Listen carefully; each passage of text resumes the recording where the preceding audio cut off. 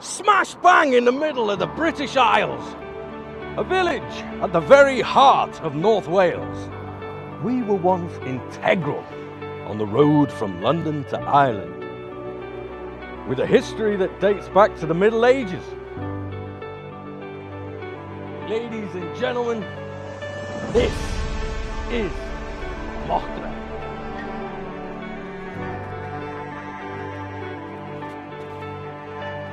A place of work and a place of play.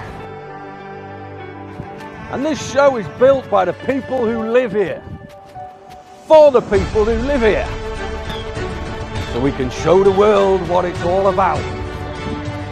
So if you want to share your news and views, if you have a special skill or talent that you want to share, or you want to tell us your stories of Mochdre past and present, or if you just want to kick back and watch the fun unfold, get involved. 1 p.m. every Sunday. Pigtown Theatre's Facebook Live. Like, subscribe, share, and let's get the world to follow Mochdre.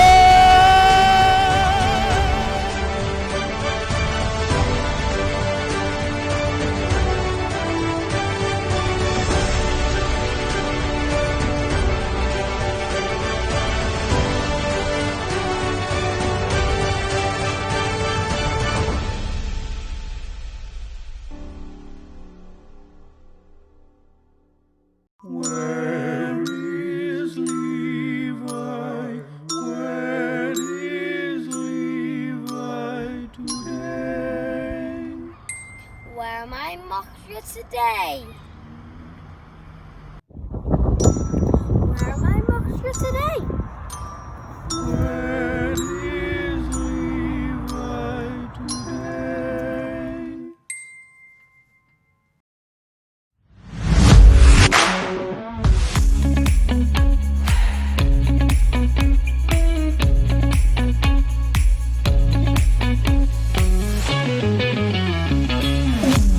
Psychotic. The cleaner. If you need the place cleaning, he's your man. Charlie, there's been a flying tip on midnight. I copy that. I'm on my way. Woo! Damn! Oh! Ho ho ho! I see it!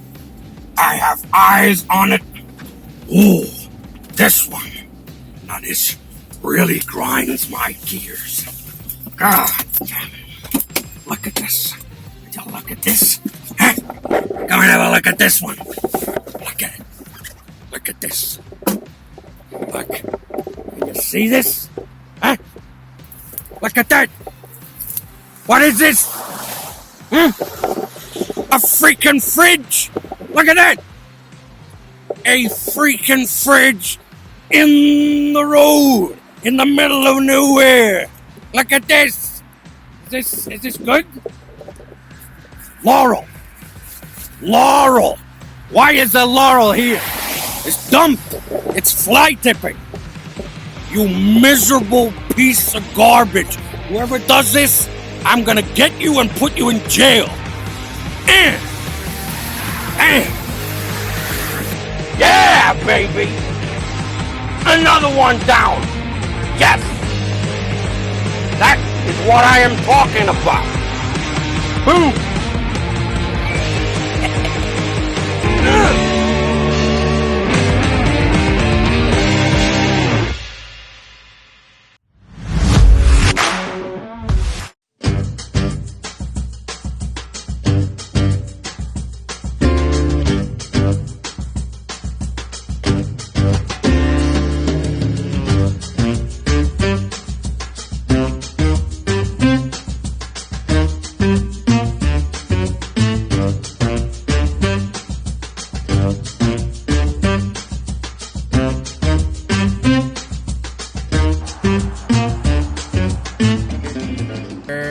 And here we are again for another kickoff.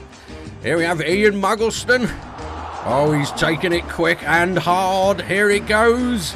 He's a very good contestant. The crowd love him. Oh, it's taking a bounce. Is it going to hit the line? Oh, it's almost there. Oh, no, it's come straight back. Oh, dear, it's cruel. I mean, it's good, but it's not perfect. Oh, he'll beat himself up about this one. Perfectionist, this fella. Trains all year for this. Oh, look at him. Oh, yes. Yeah, go on off for a run. Follow Mochdre. Follow Mochdre indeed. Well, there we are. Ian Muggleston, 0.83 metres. Not top of the leaderboard. Join us next time for some more Kick-Off.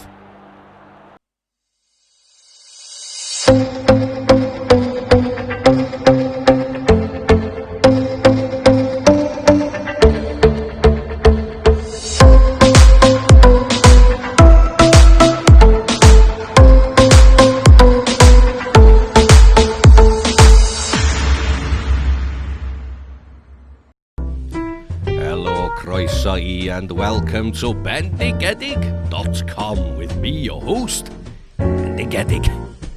And we have a surprise for you today. Absolutely, look at that. I tell you what, we've got, that's it, a takeaway from a Skulkerstenin. Ew, it's a school dinner. Bendigedig indeed. Look at this. Well, I tell you what, people. I tell you what, our kids are having some fine fare up at a Skulkerstenin, you know. It takes me back. You prime ham, mate. Turkey, ham, roasties, broccoli. We got green beans. Green beans, carrots, gravy, mash. Roasties. Well, this one was prepared for me by Emma up in Skulkerstein, and I tell you what, people. Now, I've got two sisters who are cooks for schools around North Wales, and they are fine cooks.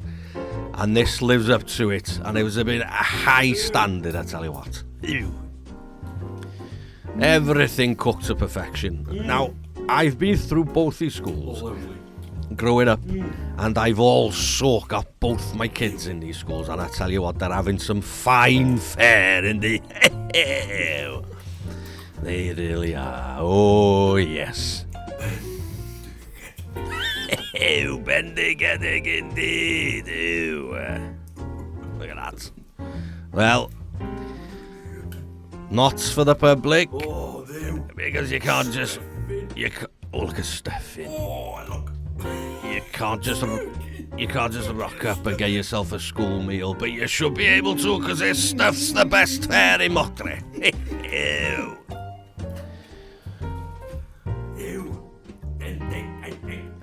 Indeed. Well, I can't tell you how much I enjoyed this. Absolutely brilliant. Put hairs on your chest. Only did mine. Well, that's about all I could do this week. Oh, tell you what. Fine fare.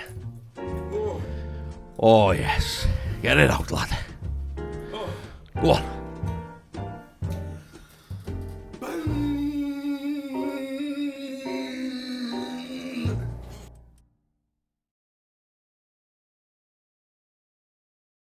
Where is Levi? Where is Levi? Where am I, Mochdre, today? Where am I, Mochdre, today?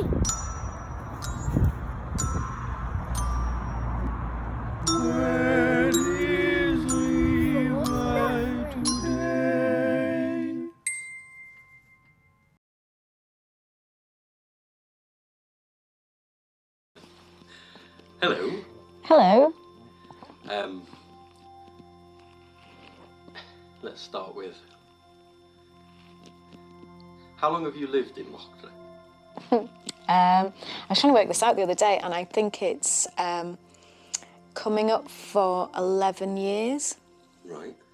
Which is the longest I've lived somewhere as an adult, Okay. I think. Yeah. Okay. Where did you come from? Wigan. Ooh. No. Wigan itself? No. A place called, originally, Abram, which looks like Abram, but it's Abram. And then I went to university, and my mum and dad moved house while I was While you were away. To Hindley, but I found them. And they couldn't lose me that easily. And so then I lived in Hindley when I came back, which is kind of at the other end of Wigan, kind of near Bolton. And where did you go to school? Went to school in Ashton in Makerfield, the Birchall High School.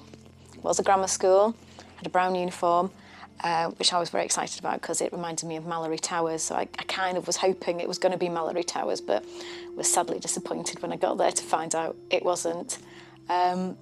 So Ashton for secondary school, and actually I went to, my primary school was called Bringates, and I remember someone coming in to do a talk and them saying that in Welsh, Bryn was hill, and we were all very impressed, and here I am, living on a Bryn. You are living on a Bryn. So, well, let's talk a bit about your vocation. What kind of age were you when you started to take an interest in the performing arts?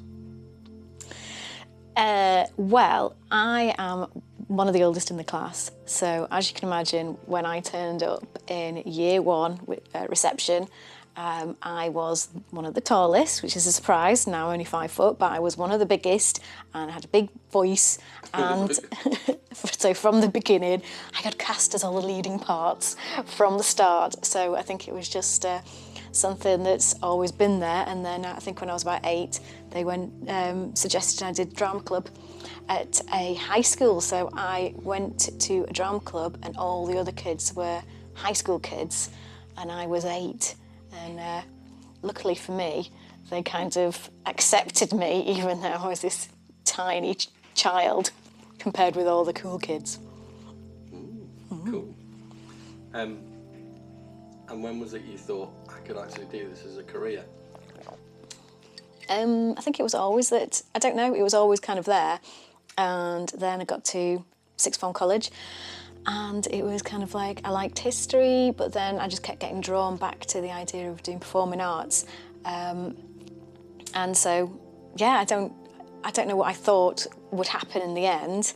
You know, you always sort of think maybe I'll be this amazing star that they'll find and I'll be off to Hollywood. But at the same time, I don't know, at that point, my mum and dad were really good in just saying, you know, do what you want, what you're interested in, what you're good at. And I was interested and good at drama.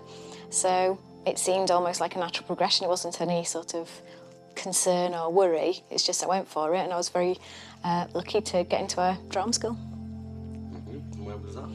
In Edinburgh. So I went to Edinburgh for my audition, Queen Margaret's College, and I came up the steps at the train station out onto Princess Street, and I just thought, wow, I really love this place. It was something just that really connected with me straight away, and I just knew that that was a place that I wanted to go. If I got accepted, that's where I would end up. So how old were you then? So, I was 18 when I went for the audition, and then I turned 19 on the day that the course started, which was a bit weird. I didn't tell anyone it was my birthday, which in hindsight I should have done, but I was just like really embarrassed. But yeah, it was So I was 19 when I officially started. And that was a degree course? Yeah, so I was there for 3 years. Had a lovely time, and it was very cool because the summer before I went to drama school, Train Spotting had come out, and I went with one of my best friends, Joanne, and we were sat in the theatre watching the show, and I suddenly thought, oh my God, I'm going to Edinburgh, and Ewan McGregor's really fit, and I'm going to this really exciting place. And so when I actually got to Edinburgh, it felt a very cool place to be. You know, it was like the top of everyone's minds. And actually, I lived on Montgomery Street, which is where the main character's supposed to live at one point, which made me even cooler. But I just had a thoroughly brilliant 3 years at university. It was freezing up there. It really is seriously cold in Edinburgh, and I was definitely not prepared for the weather. I was very much in student wear, which didn't really kind of match up to the freezing conditions, but it was fantastic. And still friends today with people you went to college with? Yes, yep, there's still a group of us. I mean, when you go to drama school, there's only small classes anyway, so it's not like a normal degree course where there might be hundreds of people going.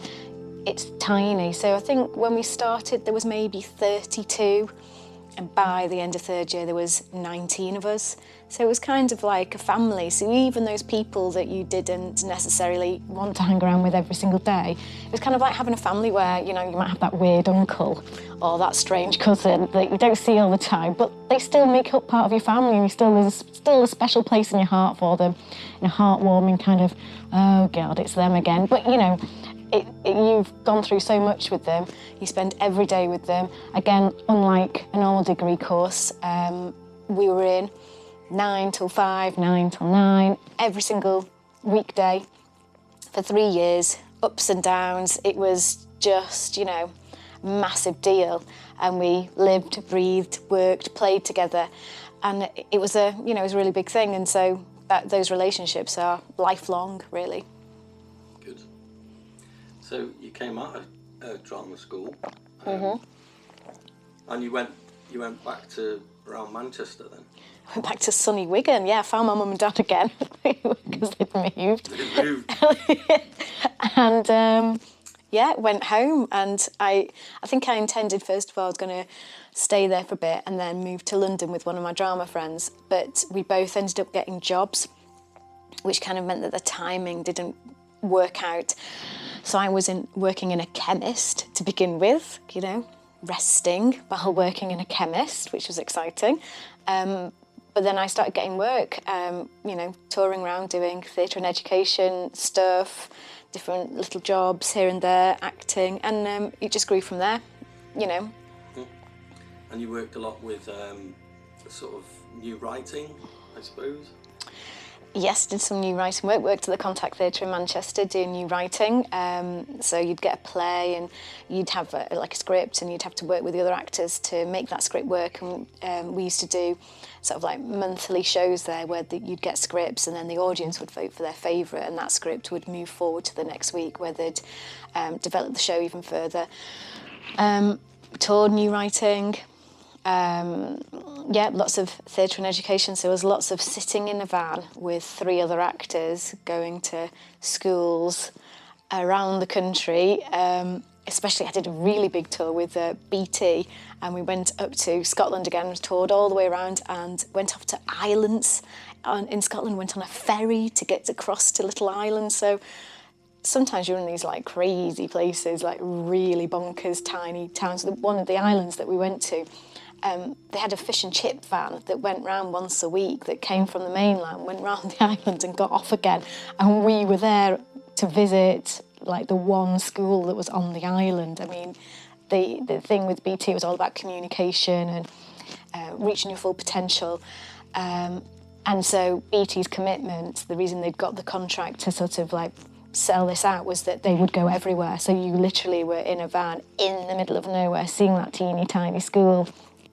But yeah, it was crazy, but I saw a lot of the country at the same time.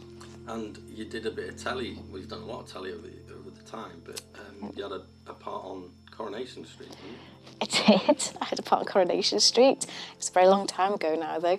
But yes, I had to be when Ashley was in it with Claire, and Claire and Ashley were trying to fall in love, but they didn't realise they loved each other, and then she was going to go and get a job in America or something, and he had to interview a new nanny, and the idea was that the new nanny was going to kind of look like Claire, and that would make her realise that, you know, someone could take her place and love would continue. So even though Claire has got like a strawberry blonde hair, I think they somehow decided that apart from that one thing, we actually look quite alike. And I got the job and they dyed my hair blonde, which was pretty horrific because they also bleached my eyebrows as well. So that was really weird. I was sat on the sofa in my living room and my dad came in from work, said, "Oh yeah," walked past me into the kitchen and then said to my mum, "Who's Victoria's friend?" And my mum was like, "It is Victoria." He just walked straight past me completely, didn't realise it was his daughter. But it was really freaky having like blonde hair. It used to make me jump. I would like look in the mirror and be like, "Ooh." But yeah, I had to have that hair for a whole month, which was pretty weird. And you're in the band advert club, aren't you? The band advert. Oh yeah, I am in the band advert club. Which is quite a niche club, but yeah. what's that all about? So I was doing an advert for the BBC, so in between different shows now they call them idents, like little things where it says, oh, you know, like they'll have dog walkers or different people doing things. And they went through a phase with the BBC doing this thing called BBC The One, and they had these little sort of things going on. So one minute I was sat in an office doing insurance in Stockport, and the next minute my agent had phoned and said, you have to get a flight now to Prague. So I got I had my car, drove home, packed a suitcase and then got on the train to Manchester Airport and was like running through, you know, like it's all really cool. I've got a job to go to, and got on the plane and then suddenly realised when I got on the plane it was only the second time I'd ever been on one, and the last time was at like the day after 9/11. So I sat on the plane and thought, oh my God, I don't know if I really like flying. I'm a bit scared. And it was one of these business flights, so it was really quite empty. And every time the steward came past, I was like, I gave her my sad face, hoping she'd come and sit next to me or talk to me, which she didn't. But so I had to go to Charles de Gaulle Airport and then on to Prague all by myself, which, you know, was quite exciting. And then, we did this advert where it was very dramatic, and it was supposed to be me and this guy, as if when you're watching a programme, you're in the programme. So we were sat at the side of the road and then you saw this like dramatic sequence taking place with someone riding a horse and a house on fire, and then she falls off the horse and is like clinging onto like a cliff edge. And we sort of look like we're going to help her, and then you realise that we're watching the telly at home and she tumbles down off the cliff. And it lasted one lot of showing, like it was on one night about 7 times between every single programme, and it got banned. Like there was like a thing in the Sun newspaper saying horrific advert, it's disgusting, violent advert. I mean, like using Wiganers to show off this terrible thing. But like my mum was very affronted because it was the same night that on EastEnders Phil had his head stoved in with an iron or something, and no one complained about that, but they complained about our advert. But I had a very nice trip to Prague out of it anyway, and it is a beautiful place. And I was like a week filming in Prague. It was lovely. So fast forward a bit. Yeah. You started working with Northern Broadsides, and that's where you met Simon. Yourself. Yes, in the third person. In the third one. Yeah. And then, of course, that's where we started to talk about the possibilities of forming a company, particularly back here in North Wales, which is where I was from. And the inspiration from that, for that, I suppose, was our work with young people and work in the community theatre world. So that was 2009. How has that kind of matured over the years? How do you think it's that kind of has the mission statement changed in any way, or does it remain true to itself at the beginning? Difficult question. Well, it was a very long question. Yeah, it was. So, well, I think... When was it formed? When was it formed?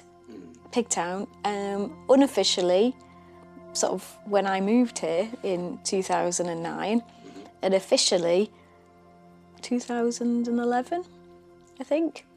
I mean, when we moved here, I suppose our main thing was that we wanted something to do that when we weren't acting. And both of us had had a lot of experience of resting, and that resting usually meant working in a bar for yourself or touring around digging holes. And for me, it meant working in an office a lot, filing and making people's cups of tea. And neither of us wanted to do that anymore, and both of us had had some experience of delivering workshops and working with people, and we felt we had something to offer. And I think from that it's obviously changed a great deal, because it was kind of like almost a side issue to the acting. And from being here, and actually Mochdre is the first place that I've lived where I've really felt a sense of community. And some of that has come obviously because you've been born here and lived here and know people here, but also people say hello to each other on the street, and people have the time, and everyone's got busy lives, but Mochdre is actually a hub of life and of diversity, and people who will take the time with you and who want to get involved. And when I moved here, that was the first time I'd really lived in a place like that, where I felt part of something. So as the idea of making theatre and making a community theatre company grew, it all seemed to sort of fall into place. Acting is a very strange thing. You can have the most talented people in the world, but sometimes it's all about luck or being in the right place at the right time, or any number of tiny, tiny things that mean you get the job or someone else gets the job. And as I moved forward in my career, I realised that for me personally, I wanted to be creative every day. I wanted to be more in charge of it. I didn't want to sort of have to wait for my agent to phone me and then wait to see if the director liked me and then go for a job and then the director tell me what to do all the time. I wanted to take a bit more ownership. So when the theatre company started to grow and the group and the sort of work that we did started to develop, it felt right. And sometimes the hardest thing you can do is sort of say, I want to change, especially when you do a job like acting, because you've convinced probably so many people in your life, family, relatives, people on the street who say, oh, isn't it terribly hard, and don't you hardly get any work, and oh, have you been on Coronation Street yet? And you find yourself trying to validate yourself all the time as to why you've chosen that path to go down. And sometimes the hardest thing is to go, actually, I'm not choosing something else, I'm just sort of like going in a slightly different direction.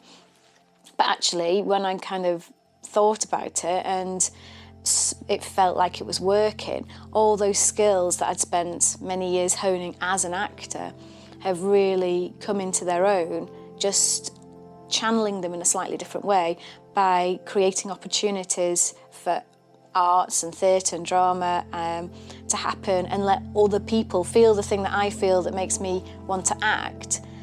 I don't want other people to be actors, I just want other people to be passionate about something, and if that's that they take part in something that we do and think, oh, I enjoyed that, I'll go and try something else new, or I've gained a bit more confidence, maybe I'll go and do some extra training myself, maybe I'll go and learn something, maybe I'll take part in another group or set something up myself.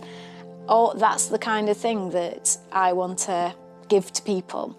And it's a very similar thing that you want to give as an actor, is make someone feel something, make someone feel passionate about something, and feel part of something. And when you're an audience member in a theatre, you might have that hour and a half of sitting with everyone else and having that connection and feeling part of something, laughing together, feeling sad together about something, then you leave and go back to your normal life. When we're doing our work in the community, I hope that that feeling lasts longer than an hour and a half, and it's something that either makes you want to come back again and take part again, just for fun, just because it makes you feel happy or makes you feel something, or because it inspires you to do other things. And yeah, I think that's definitely where that's moved on from in the work that we do, from doing basic drama workshops in schools, providing a service almost, to hopefully providing opportunities for people in different ways. You know, and as we've gone along, we've managed to make that grow more and more and do lots and lots of different opportunities and ideas. So yeah, it has changed. So now you're more or less a fully fledged producer, and you've produced a lot of quite high-end productions locally. Do you see that becoming more of a kind of mainstay? Do you think that that will be your driving kind of your aspiration now? Is that to kind of produce more and do more kind of theatrical presentations like throughout Wales or further? I think it just depends what's happening at the time. I think it's, for anybody in whatever job you're doing at the moment, you have to be able to diversify and you have to be able to spin things to make it better for yourself. And anyone who's just like has a one-track mind at the moment, it can be really hard. If I was just being an actor now, it would be very, very difficult because those opportunities are even smaller now. Now we can't meet with other people. So if I was just waiting for that to happen, I would be struggling and I would find it very difficult. You know, being someone who's creative, it doesn't just mean that I go to work and I'm creative. It means that I've got a creative mind. So, and that means that it would be very difficult for me to function properly if all that creativity was shut down. So I think as the producer of Pigtown Theatre Company, I'm constantly looking and thinking about different ideas and different ways forward. So yes, I hope that we can put on some work that is performance-based, because obviously that's my passion, that's where both of us have come from. But I think, you know, there are lots of different opportunities out there and lots of different ways to engage people, and I'm hoping that we can explore all of them. And I think one of the key things about lockdown and being sort of pulled back down to the very beginnings, to this house, this community, it's made me sort of think Mochdre deserves more and we can get more, hopefully. You know, I think this project has been a great starting point. Follow Mochdre. It was born out of this crisis and about not being able to go anywhere and us wanting to link people in this time so that we could be connected even when we're apart. But that's just a starting point, really.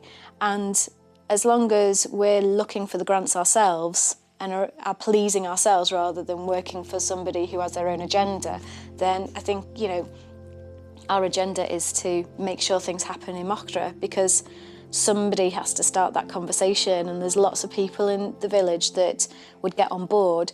They just need that little push or a little something to spark it off. So it's not just coming from my ideas, it's community, it has to come from that. And that's what I've been really pleased about with this, is how many people in the community have stuck their oar in, who've helped, who've come up with ideas, who've put things forward each week for the show to make it bigger, better, funnier. And that needs to continue so that we can get more things for Mochdre, because that's the only way we're going to do it, is by us all joining together, saying what we want and going and getting the funding for it. You know, there's so much in Mochdre for people to be proud about, that it's about time that everyone else heard about it, rather than it being kept a well-kept secret here in Mochdre that it's a great place to be, but don't tell anybody. This is the time to let that out and let everyone know that it's just as good as all those other places that are close by. Brilliant. if you had a piece of advice for anyone who was not knowing what to do with themselves during lockdown, coming from your own experience, what would you advise them? Just one thing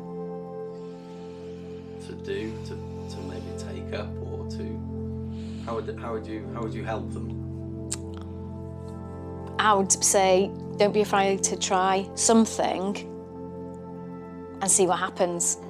And if that's not the right thing, try something else. Sometimes, you know, it can be the first step is the hardest. I've started jogging during lockdown, and as you may have already seen if you watch me jogging around, I am not a jogger. I didn't expect to do the Couch to 5K, but I started it because I wanted to just try something to get me outside, get some fresh air, you know, and get fit. And I've enjoyed it. I really enjoy it, and now I do it because it's fun and for pleasure and to get better and to test myself, push myself.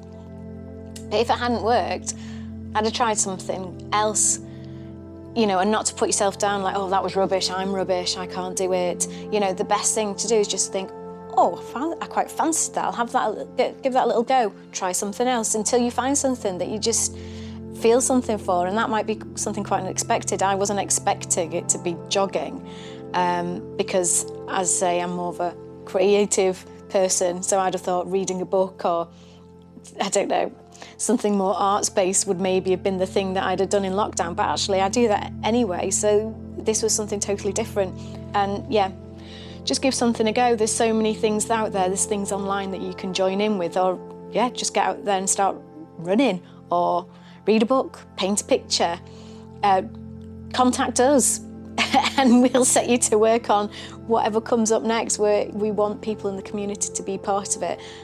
You know, so if you feel that's something that you're interested in, let us know, because we're always looking for ideas and we're always looking for people to join the production team so that we can get those things going. Great. Well, it's been a pleasure talking to you today. I wish you all the best in the future. And, yeah. And okay. Yeah, I'll go and do something else now.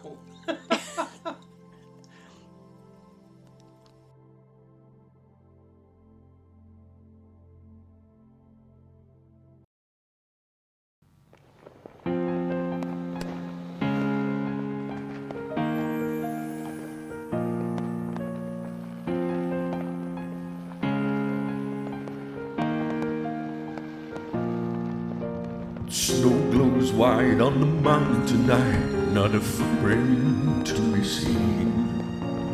Kingdom of isolation, and it looks like I'm the queen. The wind is howling like this swirling storm inside. Couldn't keep it in, heaven knows I've tried. Don't let them in, don't let them see. Be the good girl you always have to be.